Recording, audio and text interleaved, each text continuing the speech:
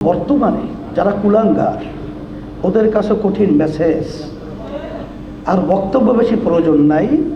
আজকে যারা এখানে উপস্থিত হয়েছে এর মাধ্যমেই যারা নাকি এই দেশকে অশান্তি করা এবং আমাদের ভবিষ্যৎ প্রজন্ম সহ নাস্তিকতা বাস্তবায়নের যে হীন চিন্তা এবং চেষ্টা করছে, এটা কখনোই তাদের বাস্তবায়ন হবে না।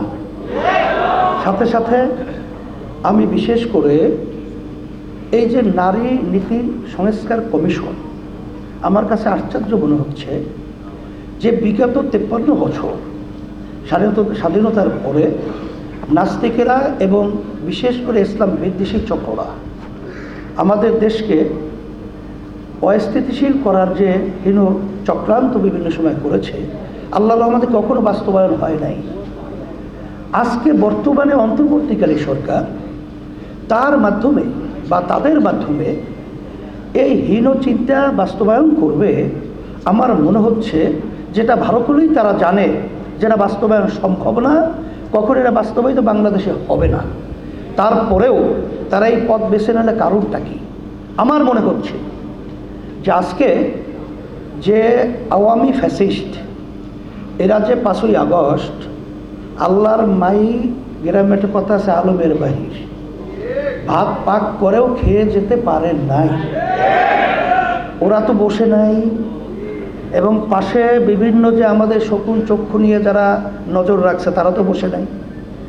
তারা হয়তোবা এই সংস্কার, এই নারী কমিশন, এইটার মাধ্যমে একটা অস্থিতিশীল পরিবেশ তৈরি করে যখন ওলামায়ে কেরাম, দেশপ্রেমিক এবং যারা নাকি ধর্মাবলম্বী তারা যখন এক প্রতিবাদের রাস্তায় নামবে, এই সুযোগে হয়তোবা এই ঘাপটি মারা যারা নাকি এই দেশের শত্রু, ইসলামের শত্রু, মানবতার শত্রু, ওরা বিভিন্ন কায়দার সুযোগ তো তালাশ করতেছে, ওরা হয়তোবা এই সুযোগে রাস্তায় নামার জন্যে একটা পদক্ষেপ বা হীনচক্র নীল নকশা তৈরি করতে পারে।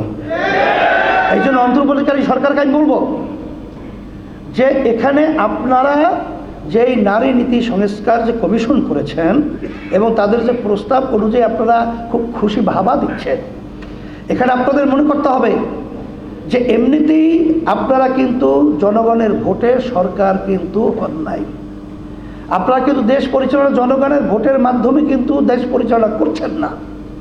এখানে হাজার হাজার মায়ের কোল খালি হয়েছে, বহু সন্তানদের চক্ষু হারিয়েছে, হাজার হাজার মায়ের সন্তানরা পঙ্গু হয়েছে।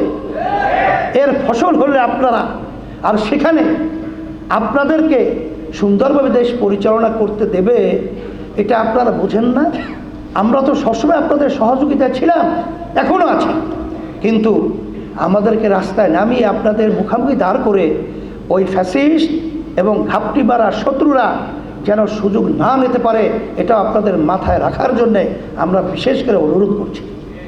এরপরেও যদি আপনারা সামনে পা বাড়াতে চান, পরিষ্কার মেসেজ, আল্লাহর রহমতে যারা নাকি বিভিন্ন সময়ে ফেরাউনি ভূমিকায় ছিল তারাও কিন্তু তাদের ফেরাউনি ভূমিকা বাস্তবায়ন বাংলার জমিনে করতে পারে নাই।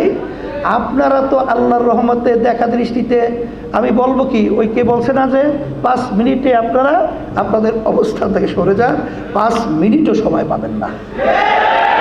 আমি আপনাদের সকলকে ধন্যবাদ জানাচ্ছি এবং সম্মানিত ওলামায়ে কেরাম এবং রাজনীতিবিদ এবং বিশেষ করে আমরা যারা আলহামদুলিল্লাহ ইসলামী রাজনীতির সাথে জড়িয়ে আমরা কাজ করছি, আজকে এক মঞ্চে আমরা আসায় আলহামদুলিল্লাহ আমার কাছে খুব ভালো লাগছে এবং ইসলাম দেশ এবং মানবতা গড়ার একটা পদক্ষেপ অনেকটা এগিয়ে গেছে আজকের এই সম্মেলনের মাধ্যমে।